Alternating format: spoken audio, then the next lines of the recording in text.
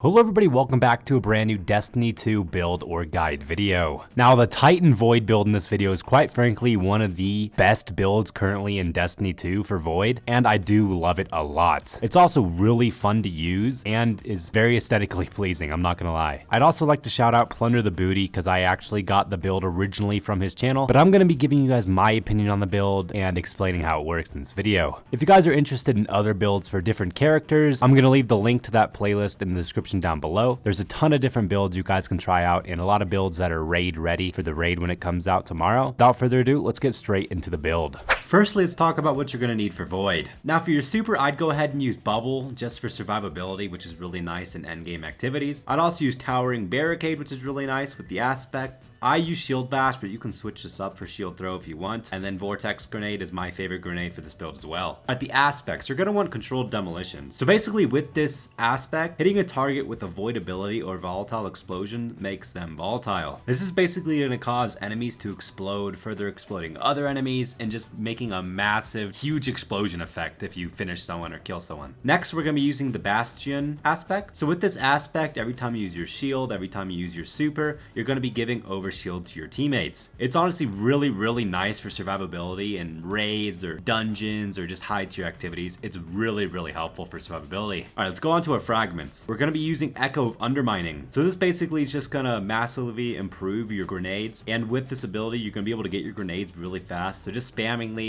and being able to do a lot of damage with your Void grenades is really awesome for this build. Next, we're going to be using Echo of Starvation. So picking up a Void Breach or an Orb of Power grants Devour, which basically will give you energy towards your abilities, health, all that sort of stuff. And finally, we're going to be using the brand new fragment, which is Echo of Cessation. Basically, finisher final blows create a burst of Void damage. This is just going to add to the whole explosion, and when you finish an enemy, everyone's going to explode around him. It's very awesome and it works really well. All right, so now that we're done with this, let's go to our armor and what mods. So first of all, you're going to want to use Severance and Closure, which is an exotic chest piece, and I'd try to aim for 100 resale because 100 resale is honestly amazing for Titan. And then you want to work on Discipline second. All right, so here's going to be the mods that you're going to want on your armor. So for your helmet, you're going to want to use Ashes to Assets twice and Void Siphon. Really quickly, you also want to activate the Volatile Flow artifact perk. It's really helpful for this build, and then also make sure you have the authorized mods for Void also unlocked so that you can use a lot of the mods in the build. All right, and then finally on the helmet, you want to use the Void Siphon. So Rapid Void Weapon Final Blows creates Orb of Power. Orbs of Power are helpful to get your abilities back. Just it's good overall. On your arm piece, you're going to want to use Bolstering Detonation, which gives you class ability when you deal damage with a grenade. And since you're getting your grenades so fast when you finish enemies, that it's very helpful to get all of your abilities back,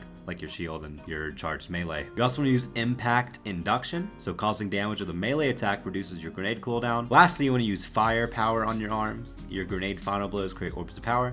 Orbs of Power are just good in general. And then on your chest, I just have Void Resistance, Arc Resistance, and Solar Resistance, just, help you out there. On your legs, you want to use Innervation, so reduces grenade cooldown each time you pick up Orb of Power. Get your grenade back just super fast. You want to use Absolution, reduce all ability cooldowns each time you pick up Orb of Power. Just cut all your abilities fast.